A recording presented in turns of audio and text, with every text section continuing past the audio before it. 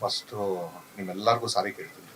ಏನಕ್ಕೆ ಅಂದರೆ ಸ್ವಲ್ಪ ಅನ್ಪ್ಲ್ಯಾನ್ಡ್ ಆಗೋಯಿತು. ಅಂದರೆ ನಾವೆಲ್ಲ ಪ್ಲ್ಯಾನ್ ಮಾಡಿದ್ವಿ, ಒಂಚೂರು ಹೆಚ್ಚು ಕಮ್ಮಿಯಾಗಿ ಇದಾಯಿತು. ಸೊ ಫಸ್ಟ್ ಆಫ್ ಆಲ್ ನೀವುಗಳು ನಮಗೆ ಕ್ಷಮಿಸ್ಬೇಕು. ಯಾಕಂದರೆ ನೀವುಗಳೇ ನಮ್ಗೆ ಇವಾಗ ಗಾಡ್ ಫಾದರ್. ನಮ್ಮ ಗಾರ್ಡನ್ ಸಿನಿಮಾದ ಎಲ್ಲ ಪ್ರತಿಯೊಂದು ಹೇಳಿದ್ದಾರೆ ಡೈರೆಕ್ಟ್ರು. ಸೊ ಈ ಕತೆ ನಾನು ಕೇಳಿದಾಗ ಸೊ ಮಾಡಬೇಕು ಅನಿಸ್ತು. ಏನಕ್ಕೆ ಅಂದರೆ ಸೊ ಇವತ್ತು ಮಾಸ್ ಸಿನಿಮಾ ಮಾಡ್ತೀವಿ, ಇಲ್ಲ ಕಮರ್ಷಿಯಲ್ ಸಿನಿಮಾ ಮಾಡ್ತೀವಿ, ಇದು 100ರಲ್ಲಿ 1 ಆಗ್ಬಿಡ್ತಾರೆ, ಬೇಡ ಅಂದ್ಬಿಟ್ಟಿದ್ದಾನೆ. ಯಾಕಂದರೆ ನಾನು ಧರಣಿ ಮಾಡ್ತಾ ಇರೋದನ್ನು ಸೊ ಅದು ಇದ್ರದ್ದು ಕತೆ, ಕೋಳಿ ಅಂಕದ ಕೋಳಿ ಪಂದ್ಯ ಮತ್ತು ಅದ್ರ ಸುತ್ತ ನಡೆಯುವಂಥ ಒಂದು ಕತೆ. ಸೊ ಅದು ವಿಭಿನ್ನವಾಗಿದೆ. ಸೊ ಇದನ್ನು ಒಂದು ಹೊಸ್ದಾಗಿದೆಯಲ್ಲ, ಅದಕ್ಕೋಸ್ಕರ ಇದನ್ನ ಕೇಳಿದಾಗ ಕತೆ ನಾನು ನಮ್ಮ ಸ್ನೇಹಿತರಿಬ್ರು ಕೇಳಿದ್ವಿ. ಕತೆನ ಕೇಳಿದಾಗ ಅದು ನನಗನ್ನಿಸ್ತು ಇದೇನೋ ಮಾಡ್ಬೋದು, ಇದು ತುಂಬ ಹೊಸ್ದಾಗಿದೆ ಇದು ಅಂದ್ಬಿಟ್ಟು. ಸೊ ಅದಕ್ಕೆ ನಾನು ಮಾತಾಡಿದಾಗ ಡೈರೆಕ್ಟರ್ಗೆ ಇದೆಲ್ಲ ಎಲ್ಲಿ ಅಂದರೆ ಲೈವ್ ಲೊಕೇಶನ್ಸ್ ಅಲ್ಲಿ ಶೂಟ್ ಮಾಡೋಣ ಅಂದರು. ಅಂದರೆ ಅದು ಸೆಟ್ ಹಾಕಬೇಕು, ಇನ್ನೊಂದು ಮತ್ತೊಂದು ಯಾವುದು ಬೇಡ. ಸೊ ಎಲ್ಲಿದೆ ಡಂಪ್ ಯಾರ್ಡ್ಗಳಲ್ಲಿ ಅಲ್ಲೇ ಲೊಕೇಶನಲ್ಲೇ ಶೂಟ್ ಮಾಡೋಣ ಅಂದ್ಬಿಟ್ಟು. ಸೊ ನಾನು ಕೇಳಿದೆ, ಸರ್ ಇಲ್ಲೇನೋ ನಮಗೆ ಎಫೆಕ್ಟ್ ಆಗುತ್ತಾ ಅಂತ. ಏನಿಲ್ಲ ಎಲ್ಲ ಸೇಫ್ಟಿ ಇದೆ, ಎಲ್ಲ ನೋಡ್ಕೊಂಡು ಮಾಡೋದು. ಯಾಕಂದ್ರೆ ಅಷ್ಟೊಂದು ಜನ ಕೆಲಸ ಮಾಡ್ತಾರೆ. ಆಮೇಲೆ ಅದ್ರ ಸುತ್ತ ಒಂದು ಮಾಫಿಯಾನೂ ಇದೆ ಅಲ್ಲಿ. ಸೊ ಅದೊಂದು ಸಣ್ಣದಾಗ ಒಂದು ಲೈನ್ ಬಂದು ಹೋಗ್ತೀವಿ ಅಂಡರ್ ಕರೆಂಟಲ್ಲಿ.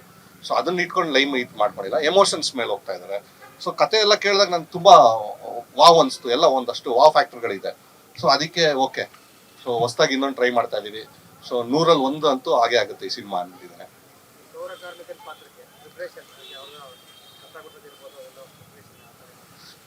ಇವಾಗ ಅದೇ ನಮ್ಮ ಮನೆಗಳ ಹತ್ರ ನೋಡ್ತಾ ಇರ್ತೀವಲ್ಲ, ಅವ್ರು ಬರೋದು ಹೋಗೋದಲ್ಲ, ಒಂದಷ್ಟು ಜನನ ಕರ್ಕೊಂಡೋಗಿ ಪರಿಚಯ ಮಾಡಿ ಅಲ್ಲೆಲ್ಲ ಆ ಡಂಪ್ ಯಾರ್ಡ್ ಅಲ್ಲಿ ಇಲ್ಲಿ ಹೇಗ್ ನಡ್ಕೊಂತಾರೆ, ಅವ್ರು ಹೇಗ್ ಕೂತ್ಕೊಂತಾರೆ ಅಂದ್ಬಿಟ್ಟು ಅವ್ರು ತುಂಬಾ ಬಿಂದಾಸ್ ಆಗಿರ್ತಾರೆ. ಕೆಲಸ ಮಾಡೋ ಒಂದು 2 ಅವರ್ 3 ಅವರ್ ತಿರ್ಗಾ ಆಮೇಲೆ ಆಚೆ ಬಂದ್ರೆ ಅವ್ರ ಅಂದ್ಬಿಟ್ಟು ನಾವು ಯೋಚನೆ ಮಾಡ್ಬೇಕಾಗ್ತಾರೆ, ಅಷ್ಟು ಇದಿದೆ. ಸೊ ಅದನ್ನ ಮಾಡ್ತಾ ಇರೋದಕ್ಕೆ ಒಂದ್ಸಲ ಅವ್ರುಗಳಿಗೆ ಕೇಳಿದಾಗ, ನಾವು ಈ ಕ್ಯಾರೆಕ್ಟರ್ ಮಾಡ್ತಾ ಇದ್ದೀನಿ ಅಂದಾಗ ಅವ್ರು ತುಂಬಾ ಎಕ್ಸೈಟ್ ಆದ್ರು. ಸರ್ ನಮ್ಮ ಕತೆನೂ ಮಾಡ್ತಾ ಇದ್ದೀರಾ ಅಂದ್ಬಿಟ್ಟು. ಇಲ್ಲಿ ಎಲ್ಲೋ ಒಂದ್ ಕಡೆ ಲೈನ್ ಬಂದೋಗಿತ್ತು ಅಷ್ಟೇ. ಇವಾಗ ನಾನು ಒಂದು 2-3 ಹಿಂದೆ ಸಿನಿಮಾ ನೋಡಿದೆ, ಜಸ್ಟ್ ಒಂದು ಲೈನ್ ಬಂದೋಗಿತ್ತು. ಬಟ್ ಇದನ್ನ ಓವರಾಲ್ ಅದನ್ನೇ ನಾವು ಲೈನ್ ಇದಕ್ಕೆ ತಗೊಂಡಿದೀವಿ. ಅದನ್ನ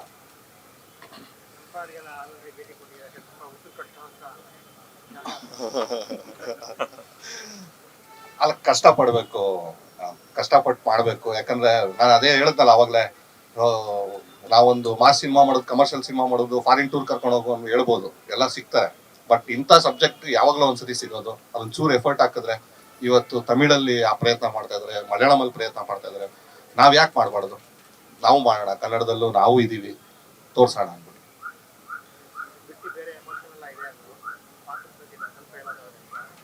ಪಾತ್ರದ ಬಗ್ಗೆ ಅದು ಡೈರೆಕ್ಟರ್ ಹೇಳ್ಬೇಕು, ನಾನು ರಿವ್ಯೂ ಮಾಡೋಕ್ಕಾಗಲ್ಲ. ಫುಲ್ ಆಲ್ಮೋಸ್ಟ್ ಎಲ್ಲ ಹೇಳ್ಬಿಟ್ಟಿದ್ದೀನಿ. ಸೊ ಅಮ್ಮ ಮಗನ್ ಇದು ನಡೀತದೆ ಒಂದು ನನ್ನ ಮತ್ತೆ ನನ್ನ ತಾಯಿದು.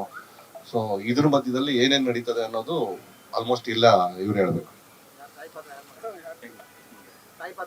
ಸೊ ಇನ್ನು ಇದರಲ್ಲಿ ಆಯ್ಕೆ ಇದರಲ್ಲಿ ಅದು ಬಿಟ್ಟು ಬೇರೆ ಯಾವ್ದು ಇದಿಲ್ಲ.